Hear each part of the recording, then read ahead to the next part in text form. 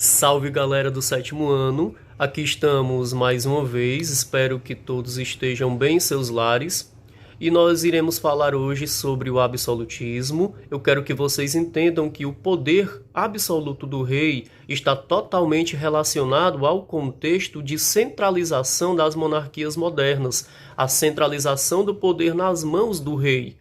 Esse rei ele vai passar a ter poder quase que ilimitado. Ele tinha o apoio da burguesia da época, os comerciantes, ele tinha o apoio dos nobres, ele tinha obrigatoriamente o apoio dos padres, dos monges, dos bispos e do papa, da Igreja Católica, do clero.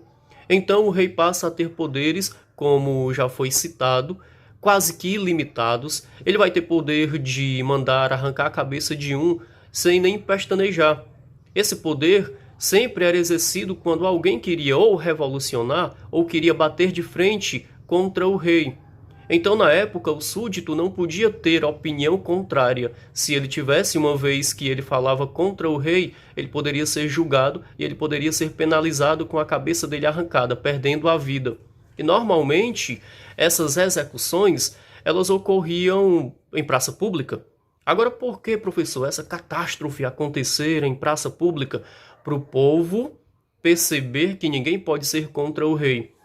Ai, mas isso é uma barbaridade. Já pensou se isso ocorresse hoje? Pois é, mas hoje a gente vive em uma democracia que o poder é do povo.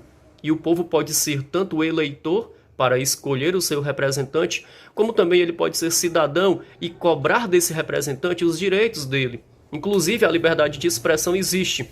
Mas, naquela época, isso não podia e nem era pensado pelos reis dar esse direito ao povo.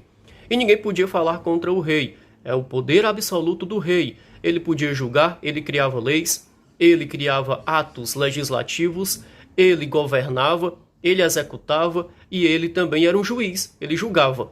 Olha a quantidade de poder que esse rei acumulou na época. Então esse é o absolutismo, é o poder absoluto dos reis. E sobre a parte teórica, nós temos alguns filósofos e escritores da época que explicam e justificam esse poder.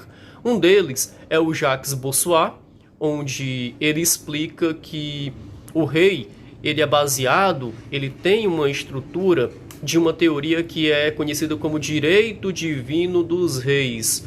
E ele dizia que o rei era concebido por Deus. Deus escolhia o rei. É por isso que ninguém podia contestar o rei. Se alguém contestasse, ele ia ser julgado, esse alguém, e poderia ser executado. E todo mundo achava na época que o rei fazia isso sempre com a premissa de que ele era escolhido por Deus. Então o pensamento da época era que se o rei queria executar, é porque Deus permitia. Claro que a gente pensando hoje isso não é certo, isso não é legal, mas naquela época o rei se apropriava para fazer o que quisesse.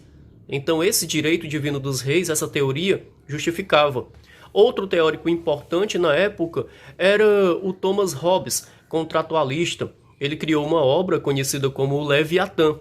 E esse Leviatã seria o quê? O caos do povo. Então o caos do povo poderia ser um monstro, porque poderia fazer com que ocorresse muitas guerras, conflitos, mortes, miséria. E ele dizia que só uma figura poderia controlar o caos da sociedade. E essa figura era o rei, o soberano. É por isso que o povo, conhecendo que tem falhas, conhecendo que tudo poderia causar guerra e desordem, aceitava a figura soberana para controlar e comandar o povo.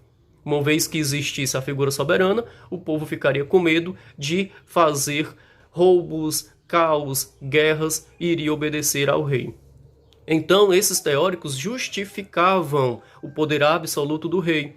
Só para resumir esse nosso bate-papo, o absolutismo está no período do contexto histórico da centralização do poder nas mãos do rei, onde o rei tinha poder ilimitado e poderia fazer o que bem entendesse. Ele criava leis, ele não precisava de quem criasse leis para ele. Ele criava a lei do jeito que ele quisesse. Então, percebam, se o rei cria lei do jeito que ele quer, ele só faz leis para ele, para o grupo dele, para a nobreza e para quem ele quisesse.